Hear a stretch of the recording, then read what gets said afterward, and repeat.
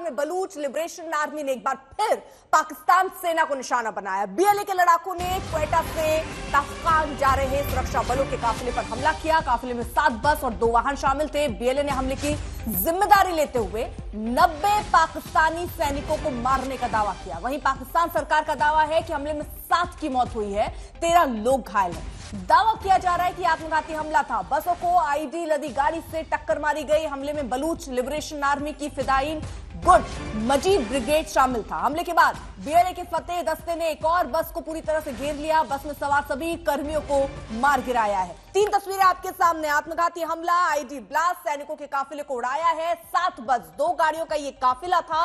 BLA के मजीद brigade जो लगातार एक्टिव रहा है, उसने ये हमला किया। मौत पर अलग अलग दावे लेकिन अभी तक हो रहे हैं। पाक सरकार जहां इसे 7 मौत का आंकड़ा सामने रख रही है, वहीं बीएलए का दावा है कि 90 मौत हुई है। इससे पहले भी आपको याद होगा जो ट्रेन हाईजैक किया था, उसमें भी बीएलए के अपने अलग दावे थे, पाक सरकार के अपने अलग दावे थे। बीएलए बार बार ये कह रहा था कि देखिए जिनको 80 छोड़ने की बात हो रही है, 82 छोड़ने की बात, वो हमने खुद ही छोड़े। लेकिन ये इस बीच हम आपको तस्वीर दिखाएं, 5 दिन में दूसरा बड़ा अटैक है। सैनिकों के काफिले को इस बार सीधे तौर पर निशाना बनाया। हालांकि यही रणनीति इनकी रहती ही है। बीएलए को अगर हम देखें, सैनिकों को टारगेट ये करते हैं। बीएलए का ये आत्मघाती अटैक है पाक सैनिकों पर। बलूच का आत्मघाती हमला, फिदायीन दस्ता मजीद ब्रिगेड का ये हमला रहा है। 90 सैनिकों के दावा मारने का बीएलए की तरफ से हो रहा है, लेकिन पाकिस्तान सरकार जो है वो अलग दावे कर रही है। फिलहाल ये तस्वीरें भी हम आपको दिखा रहे किस तरह ये हमला हुआ है, उसको आप इन तस्वीरों से देखकर ये अंदाजा लगा सकते हैं। 8 बसें थी, 5 दिन में दूसरा बड़ा अटैक है। इस हमले पर रक्षा विशेषज्ञों का क्या कहना है, जल्दी से आपको पहले वो सुनवा देते हैं। मुझे लगता है कि बलूचिस्तान लिबरेशन आर्मी जिस प्रकार से हावी हो चुकी है और जिस प्रकार से वो बोलते हैं, फजलुर रहमान खुद उनके पार्लियामेंट में कह रहे हैं कि 39 डिस्ट्रिक्ट में से तकरीबन 6-7 डिस्ट्रिक्ट ऐसे हैं जो अपने आप को इंडिपेंडेंट घोषित कर देंगे और जिनको यूएन रिकग्निशन मिलने में कोई दिक्कत नहीं होगी। क्या हो सकता है कि फजलुर रहमान उन्हीं के जो सदस्य हैं पार्लियामेंट के, वो इस तरह के बयान उनके पार्लियामेंट में दे रहे हैं? ये क्या दर्शाता है कि बलूचिस्तान में और खैबर पख्तूनख्वा दोनों ही यहाँ पे आर्मी का रूल तो ऑलमोस्ट खत्म, सिक्योरिटी फोर्सेस तक, पुलिस की पोस्ट तक नहीं है। सारा का सारा जो दबदबा है, चाहे वो बलूचिस्तान में है या फिर खैबर पख्तूनख्वा में है, सब कुछ इन लोकल्स के हाथ में है। बलूचिस्तान आर्मी ने अगर पाकिस्तान के आर्मी कॉन्वॉय को टारगेट किया है तो शायद ये जो फिगर दे रहे हैं शायद वो थोड़ी ज़्यादा बड़ी लग रही है, पर इसका मतलब साफ है कि पाकिस्तानी आर्मी का कॉन्वॉय सेफ नहीं है। पाकिस्तान आर्मी ने ऑलमोस्ट 40,000 ट्रुप्स को डिप्लॉय किया हुआ है चाइना पाकिस्तान इकोनॉमिक कॉरिडोर को सेफ रखने के लिए, लेकिन सीपेक को सेफ रखना ये अलग ही बात है। लेकिन अगर वो खुद को सेफ नहीं रख सकते और इतनी सारी कैजुअल्टीज उनके ऊपर होती है तो उनके लिए ये खराब बात है, जिससे चाइना बहुत ही नाखुश हो गया है। चाइना का सोचना है कि पाकिस्तान आर्मी की क्षमता सीपेक कॉरिडोर को प्रोटेक्ट करने की, खुद को प्रोटेक्ट करने की काफ़ी कमज़ोर हो गई है और उन्होंने उनको इशारा भी दिया है, जब तक आप ये वायलेंस नहीं रोकने में कामयाब होते, जब तक आप बीएलए का जो थ्रेट है जब तक ये नहीं रोक पाते, तब तक हम कोई नया ट्रेड प्रपोजल या नई इन्वेस्टमेंट इस इलाके में नहीं लाएंगे। जमीर अली, पाक के जो वरिष्ठ पत्रकार हैं उनसे हमने बात की थोड़ी देर पहले, वो क्या कह रहे थे वो भी सुनवाते हैं।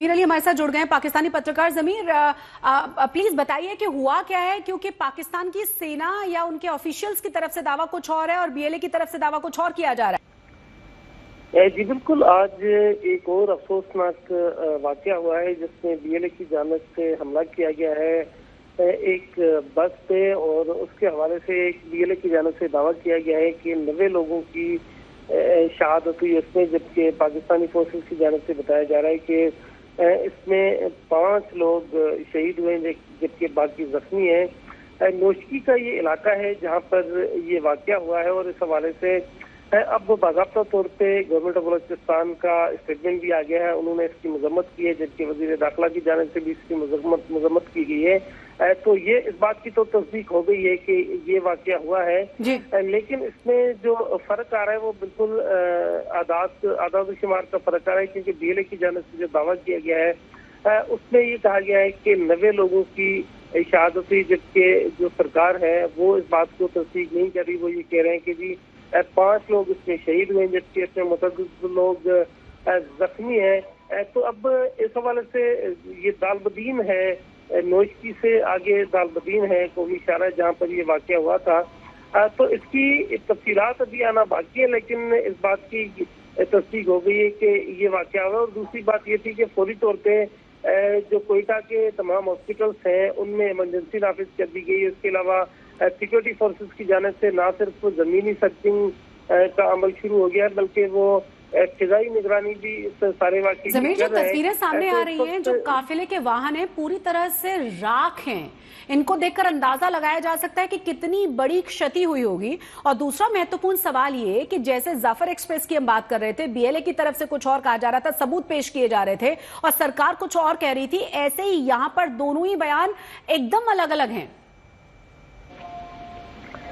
देखिए, बुनियादी तौर पे जब भी इस तरह का कोई वाकया होता है तो यकीनी तौर पे उसके हवाले से जो तस्दीक कर सकते होते हैं वो हुकाम ही कर सकते होते हैं। लेकिन हुकाम की जानिब से हमने देखा है कि इस तरह के वाकयात हुए हैं कि वो हकाइक को नजरअंदाज करते हैं। लेकिन इस वक्त जो सूरत हाल है वो यकीनी तौर पे इसी तरह से है कि जिस तरह अगर हम बस को देखते हैं तो बस पूरी की पूरी जल चुकी है, उसमें किसी किस्म के किसी इंसान के बचने के आसार नजर आ नहीं रहे। तो ये 3 तस्वीरें हम आपको दिखा रहे हैं। ट्रेन से सड़क तक बलूच लड़ाकों का बड़ा हमला, लगातार मुसीबतें यहां पर बढ़ाते हुए पाकिस्तान के लिए। हालांकि पाकिस्तान डिनाइड मूड में जो है उससे उसको कुछ बहुत हासिल होने वाला नहीं है। 7 बस 2 गाड़ियों का काफिला था ये। बीएलए के मजीद ब्रिगेड ने इस पर हमला किया। मौत पर हालांकि अलग अलग दावे। पाक सरकार यानी पाकिस्तान सरकार 7 मौतों की बात कर रहा है, लेकिन बीएलए 90 मौतों की बात कर रहा है। जो आपको याद होगा, जो ट्रेन हादसा हुआ, ट्रेन किडनैपिंग हुई थी, उसमें भी बीएलए के अपने अलग दावे थे और पाकिस्तान सरकार के अपने दावे थे। पाकिस्तान सरकार ये भी कह रही थी कि हमने बीएलए के जो लड़ाके उनको भी मार गिराया है, लेकिन बीएलए की तरफ से कहना था कि जो सैनिक हैं वो पाक सरकार के, उनको उन्होंने ढेर किया। अलग अलग आंकड़े जरूर आ रहे थे, लेकिन पाक सैनिकों पर ये बीएलए का बड़ा हमला है। सैनिकों के काफिले को उड़ाया है। किस तरह काफिले में खड़ी ये गाड़ियां, इनको अगर आप तस्वीरों में इस वक्त देख रहे होंगे तो अंदाजा लगा सकते हैं कितना बड़ा ये हमला रहा होगा। पाक आर्मी का काफिला वहां से गुजर रहा था, जवान जा रहे थे कोयटा से तफ्तान, और उसी के बीच में 7 बसें और 2 अन्य गाड़ियां जो साथ में इस काफिले की गुजर रही थी।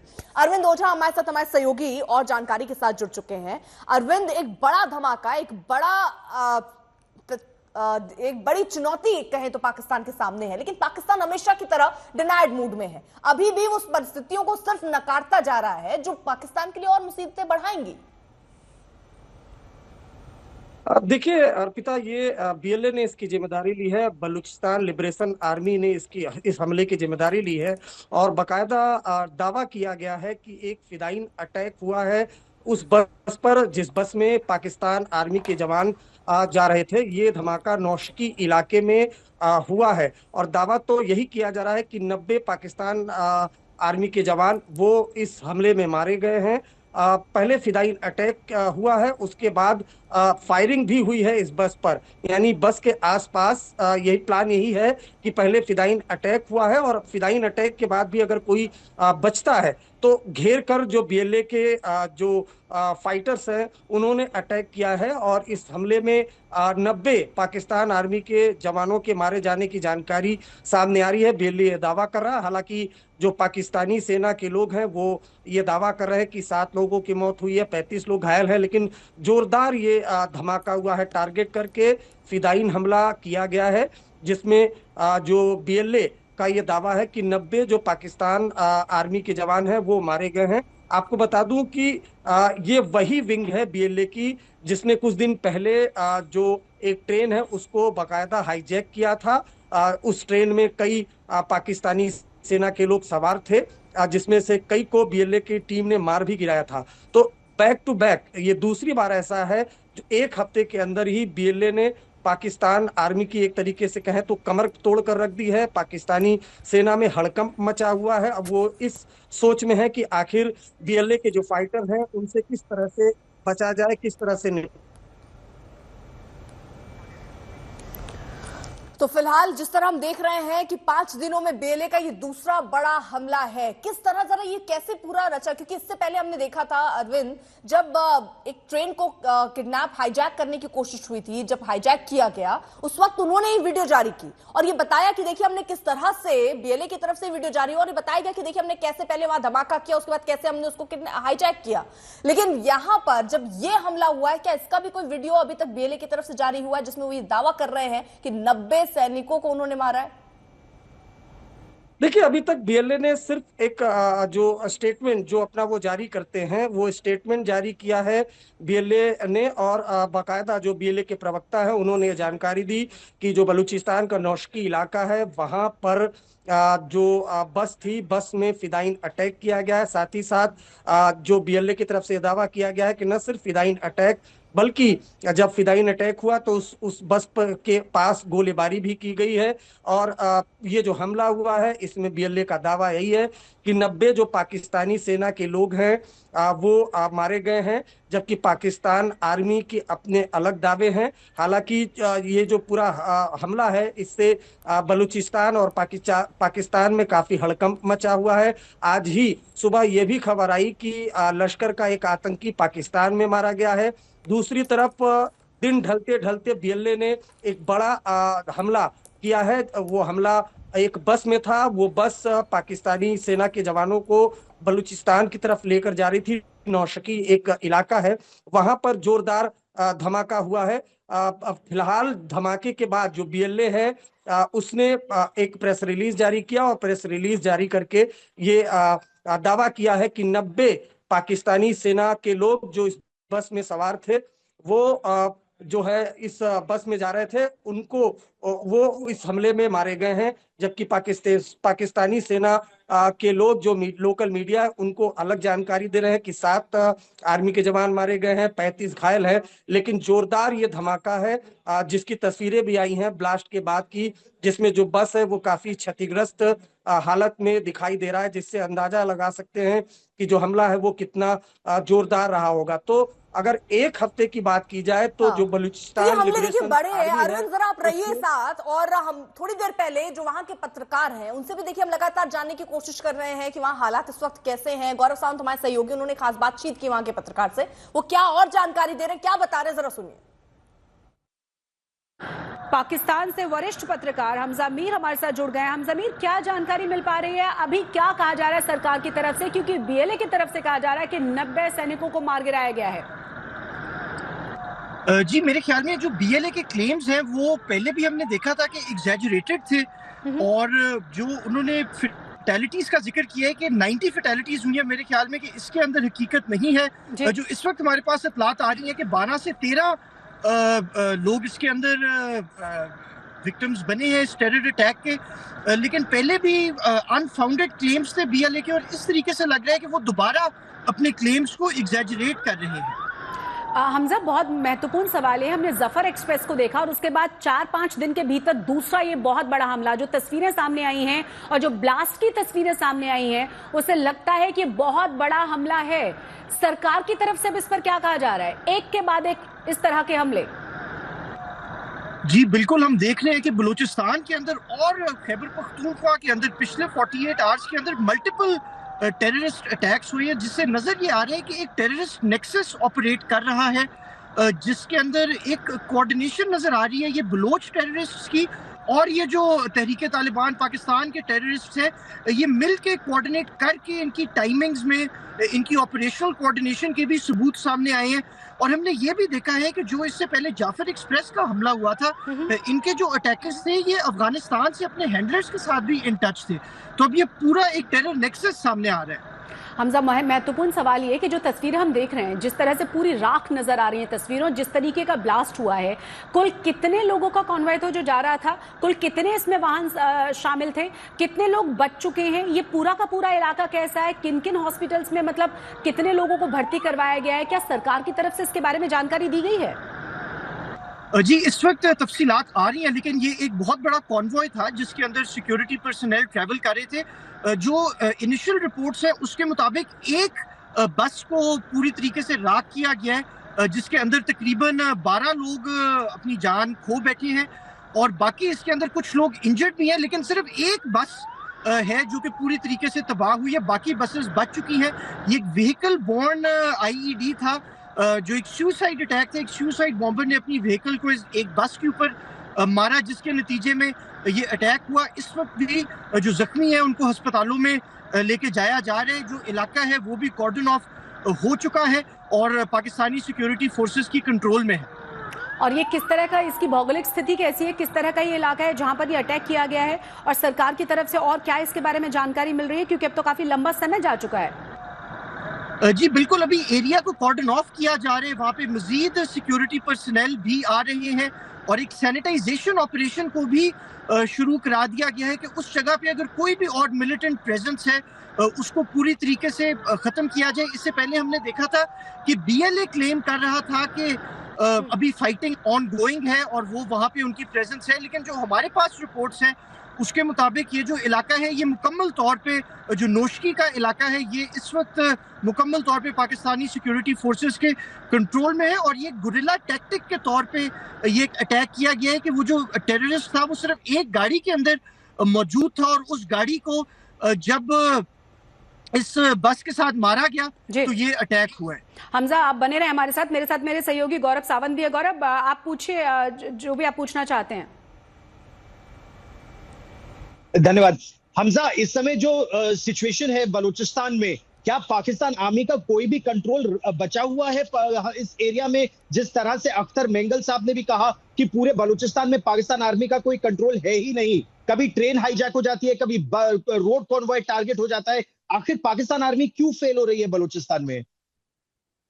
जी मेरे ख्याल में कि ये बिल्कुल आपकी बात सही है कि टेररिस्ट अटैक्स में रीसेंट एक अपटिक आया है, लेकिन मेरे ख्याल में ये एक अनफेयर एनालिसिस होगा कि पाकिस्तान आर्मी का कंट्रोल नहीं है, क्योंकि ऐसी कोई जगह नहीं है। मैं तो कहूंगा कि पूरा बलूचिस्तान पाकिस्तान आर्मी और पाकिस्तानी सिक्योरिटी फोर्सेस के कंट्रोल में। इस वजह से बीएलए गुरिल्ला टैक्टिक्स अपनाने पे मजबूर हुआ है। वो कहीं भी सॉफ्ट टारगेट को अटैक करता है और किसी भी कंटोनमेंट के ऊपर या डायरेक्ट फाइटिंग की कैपेबिलिटी नहीं रखता। इसीलिए हम देखते हैं कि ये सुसाइड बॉम्बिंग्स का इस्तेमाल किया जा रहा है कैजुअलिटीज को मैक्सिमाइज करने के लिए, लेकिन बीएलए के पास या किसी भी और बलोच मिलिटेंट ऑर्गेनाइजेशन के पास इतने फाइटर्स नहीं है कि वो पाकिस्तान सिक्योरिटी फोर्सेस को डायरेक्टली कन्फ्रंट कर सके या फेस कर सके। अभी इस वक्त भी आप देखें कि जो भी हमने अटैक्स देखे हैं रिसेंटली, भी जो बीएलए के अटैक्स हुए हैं ये सारे सॉफ्ट टारगेट्स के ऊपर अटैक्स हुए हैं। ये बराह रास्त एक ट्रेन को हाईजैक करके हॉस्टेज लिया गया और वो भी 2 दिन से ज्यादा 3 दिन तक ऑपरेशन चलते रहे। फिर सड़क पे कॉन्वॉय को टारगेट करना, फिर महिलाएं, general Sanjay Kulkarni ladies suicide bomber बनकर मिलिट्री बेसिस को टारगेट कर रही है। और जो अपटेक है उसमें जितने भी ये संगठन है, Baloch Liberation Army, Baloch Republican Guard, Baloch Frontier Force, सारे एक साथ होकर एक बलोच नेशनल आर्मी बन गए हैं। ये कितना बड़ा चैलेंज है पाकिस्तान आर्मी के लिए? गौरव, बहुत बड़ा चैलेंज है, क्योंकि Balochistan liberation army, Balochistan liberation front और बाकी जितनी भी फ्रिंज ऑर्गेनाइजेशंस है, अब इन सब ने ठान ली है कि हमने पाकिस्तान से we have to separate ourself, क्योंकि इतने परेशान हो गए हैं कि वो मानते हैं कि इतने सालों के बाद भी वहां पीने के लिए पानी नहीं है, बिजली नहीं है। ग्वादार के लिए, इंटरनेशनल एयरपोर्ट के लिए बिजली ईरान से आ रही है, खाने पीने के लिए नहीं है। उसके ऊपर चीन ने आकर के वहां पे अपना पूरा जो कब्जा कर रखा है, वहां से जितने मिनरल्स जा रहे हैं। पहले भी जब चीन नहीं था वो तब भी उनको सिर्फ 5% रॉयल्टी मिलती थी। इमेजिन, वहां पे सोना है, चांदी है, कॉपर है, गैस है, अपने कोल फील्ड है, उसके 5% रॉयल्टी। और इस तरीके से पंजाबियों का जो दबदबा हो गया है बलूचियों के ऊपर, वो उनसे अब देखा नहीं जा रहा है। मुझे लगता है अब पाकिस्तान आर्मी को बहुत परेशानी होगी।